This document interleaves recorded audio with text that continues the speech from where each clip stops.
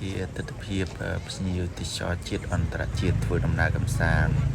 ចូលលេងប្រាសាទបាយ័នដែលជាប្រាសាទខ្មែរដ៏ល្បីល្បាញកសាងឡើងដោយព្រះបាទជ័យវរ្ម័នទី7ហើយខ្ញុំក៏ដូចជាភ្ញៀវទេសចរជាតិអន្តរជាតិដែរបានធ្វើដំណើរកម្សាន្តហើយក៏បានថតរូបវីដេអូទុកជាអនុស្សាវរីយ៍ក៏ដូចជាចូលរួមផ្សព្វផ្សាយពីវិស័យទេសចររបស់ប្រទេសកម្ពុជាយើងដែលជាចំណែកមួយជួយជំរុញឲ្យវិស័យទេសចរយើងកាន់តែរីកចម្រើននិងជំរុញផ្នែកសេដ្ឋកិច្ចជាតិហើយបងប្អូនប្រជាពលរដ្ឋដែលធ្វើដំណើរកម្សាន្តទៅលេងខេត្តសៀមរាបកុំភ្លេចជួយផ្សព្វផ្សាយថតជាវីដេអូផុសនៅលើបណ្ដាញសង្គម social media ដើម្បីផ្សព្វផ្សាយពីសក្តានុពលទេសចររបស់ប្រទេសកម្ពុជាយើងជាពិសេសប្រាសាទនានានៅក្នុងខេត្តសៀមរាបដើម្បីបង្ហាញពីវប្បធម៌ប្រពៃណីរបស់ប្រទេសកម្ពុជាយើងដែលបានបន្សល់ទុកពីសម័យដូនតារហូតមកដល់ពេលបច្ចុប្បន្ននេះដូចបងប្អូនបានឃើញហើយបាទរូបចម្លាក់ប្រាសាទនៅជញ្ជាំងប្រាសាទបាយ័នបាទពិតជាមានភាពស្រស់ស្អាតមែនទែនបាទហើយមានរូបអប្សរាក៏ដូចជារូបភាពពីការរស់នៅសម័យបុរាណនាសម័យអង្គរអំឡុងពេលព្រះបាទជ័យវរ្ម័នទី7គាត់ព្រះអង្គបានដឹកនាំប្រទេសកម្ពុជានាសម័យនោះដោយបងប្អូនបានឃើញហើយបាទនៅតាមជញ្ជាំងប្រាសាទបាទមានចម្លាក់នៃការរស់នៅបងប្អូនប្រជាពលរដ្ឋយើងនាសម័យនោះហើយបងប្អូនប្រជាពលរដ្ឋយើងដែលធ្លាប់ធ្វើដំណើរកម្សាន្តទៅខេត្តសៀមរាបហើយទៅទស្សនានៅប្រាសាទបាយ័នបងប្អូនពិតជាបានឃើញហើយព្រំមុខ4បាទប្រាសាទបាយ័នមានភាពអស្ចារ្យត្រង់ថាមានរូបព្រំមុខ4បាទភាពស្រស់ស្អាតនេះបីល្បាញទៅស្គាល់លោកមិនត្រឹមតែប្រទេសកម្ពុជាយើងទេបាទជាសំណង់បត្យកម្មយ៉ាងអស្ចារ្យល្បីល្បាញនាសម័យបុរាណដែលខ្មែរយើងអាចធ្វើបានបាទដោយបងប្អូនបានឃើញហើយសំណង់ប្រាសាទក៏ដូចជាក្បាច់រចនាពោពេញទៅដោយភាពអស្ចារ្យមែនទែនបាទនៅពេលបងប្អូនបានទៅទស្សនាប្រាសាទបាយ័ននិងប្រាសាទផ្សេងទៀតក្នុងខេត្តសៀមរាបនេះបាទភាពអស្ចារ្យនេះមិនត្រឹមតែផ្ដល់នៅការយល់ដឹងផ្នែកស្ថាបត្យកម្មទេក៏ជាចំណែកមួយផ្ដល់នៅវប្បធម៌ប្រពៃណីនាសម័យនោះផងដែរហើយពិភពលោកពិតជានឹកស្មានមកដល់ថាប្រទេសកម្ពុជាយើងមានភាពអស្ចារ្យយ៉ាងដូចនេះនោះទេតាមរយៈការសម្អាងនិងផុសតាងនៅប្រាសាទបុរាណខ្មែរនាខេត្តសៀមរាបនេះបាទបងប្អូនបានឃើញផ្ទាល់ក៏ដូចជាទៅទស្សនាផ្ទាល់ហើយ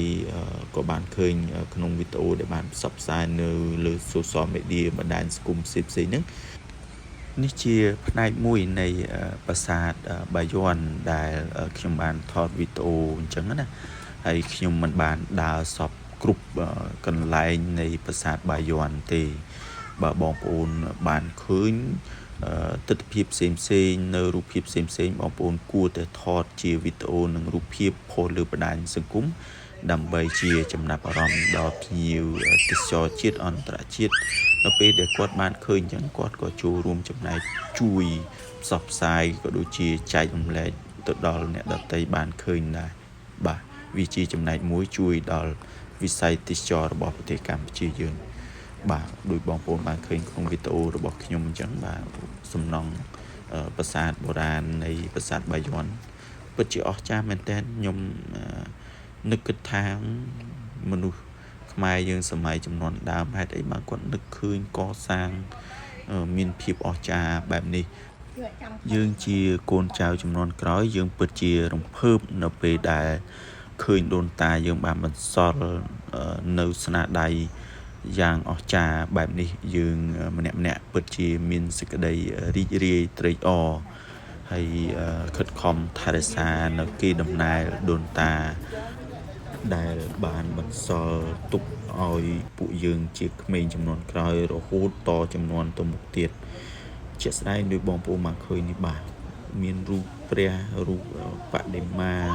និងការរស់នៅបងប្អូនប្រជាពលរដ្ឋយើងតាមជញ្ជាំងប្រាសាទដែលខ្ញុំបានថតនេះបាទហើយភាពអស្ចារ្យនេះមិនមែនចេះតែនឹកឃើញហើយយកមកឆ្លាក់នៅលើជញ្ជាំងទេគឺមានការសិក្សារៀនចូលជ្រៅជ្រះនិងមានចំណេះដឹងខ្ពស់ណាស់នាសម័យនោះមិនមែនយើងចេះតែនឹកឃើញគូបាននោះទេបាទបើយើងពុំមានជំនាញពុំមានចំណេះដឹងពិតប្រាកដក៏មិនអាចមានការកសាងប្រាសាទដ៏អស្ចារ្យនេះហើយមានក្បាច់រចនាតាមជញ្ជាំងប្រាសាទមានភាពស្រស់ស្អាតយ៉ាងដូចនេះដែរបាទនៅពេលដែលខ្ញុំទៅលេងខេត្តសៀមរាបខ្ញុំមិនភ្លេចទៅដើរលេងប្រាសាទនៅក្នុងខេត្តសៀមរាបយើងទេបាទប្រាសាទនានានៅខេត្តសៀមរាបខ្ញុំតែងទៅលេងប៉ុន្តែខ្ញុំដើរមិនសពទេហើយបងប្អូនប្រជាពលរដ្ឋយើងដទៃទៀតមិនប្រកាសថាដើរលេងសពដែរបាទដោយបងប្អូនបានឃើញទិដ្ឋភាពប្រាសាទបាយ័នតែមួយគត់ខ្ញុំដើរមិនសពផងបាទដូចទិដ្ឋភាពបងប្អូនបានឃើញនៅជញ្ជាំងប្រាសាទនេះគ្រាន់តែខ្ញុំដើរថតត្រួសទេបាទរូបចម្លាក់នៃការរស់នៅរបស់បងប្អូនប្រជាពលរដ្ឋយើងនាសម័យនោះអញ្ចឹងណាក៏ដូចជាការប្រកបមុខរបររកស៊ីចិញ្ចឹមជីវិតនិងជីវភាពរស់នៅប្រចាំថ្ងៃមានការបាក់ដាក់បង្ហាញនៅក្នុងជញ្ជាំងប្រាសាទនេះបាទភាពអស្ចារ្យនេះបានឃើញហើយបងប្អូនបានឃើញបាទនេះនៅពេលបងប្អូនបានទស្សនាវីដេអូរបស់ខ្ញុំហើយកុំភ្លេចជួយ Subscribe YouTube ពិតក៏ដូចជាជួយ Like ជួយ Share និង Follow Page Facebook ពិតនិង TikTok ពិតរបស់ខ្ញុំបាទផងនៅពេលឃើញវីដេអូនេះដើម្បីចែករំលែកទៅដល់បងប្អូនប្រជាពលរដ្ឋនិងភ្ញៀវទេសចរជាតិអន្តរជាតិបានឃើញកន្លែងទេសចររបស់ប្រទេសកម្ពុជាយើងទាំងទេសចរធម្មជាតិទាំងទេសចរបែបវប្បធម៌ប្រពៃណីជាចំណែកមួយជួយដល់ប្រទេសកម្ពុជាយើងទាំងសេដ្ឋកិច្ចក៏ដូចជាជួយទៅដល់ប្រជាពលរដ្ឋរស់នៅក្នុងសហគមន៍ទីនោះជាដើមចឹងបាទដូចជាវីដេអូខ្ញុំបានចែករំលែកនេះចឹងជាផ្នែកមួយតូចដែលជួយទៅដល់វិស័យទេសចររបស់ប្រទេសកម្ពុជាយើងខ្ញុំពិតជាអរគុណនិងដឹងគុណចំពោះបងប្អូនប្រជាពលរដ្ឋក៏ដូចជាពុកម៉ែបងប្អូនដែលបានជួយ Like ជួយ Share ក៏ដូចជាជួយចែករំលែកនិងជួយ Subscribe YouTube ពិតនិង Follow Page Facebook ពិតនិង TikTok ពិតជាចុងក្រោយមានតែការជូនពរពុកម៉ែបងប្អូនសូមឲ្យមានសុខភាពល្អសំណាងល្អនិងកាន់តែជោគជ័យក្នុងវិថីជីវិត